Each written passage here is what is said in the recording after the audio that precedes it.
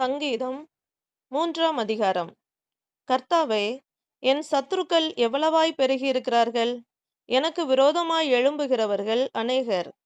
தேவனிடத்தில் அவனுக்கு இரட்சிப்பு இல்லை என்று என் ஆத்துமாவை குறித்து சொல்லுகிறவர்கள் அநேகராயிருக்கிறார்கள்.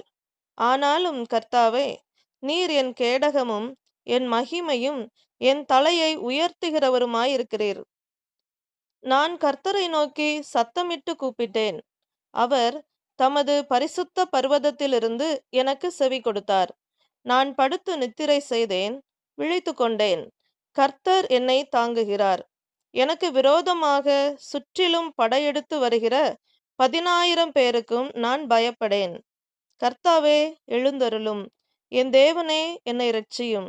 நீர் என் பகைஞர் எல்லாரையும் தாடையிலே அடித்து துன்மார்க்கருடைய பற்களை தகர்த்து போட்டீர். இரட்சிப்பு கர்த்தருடையது.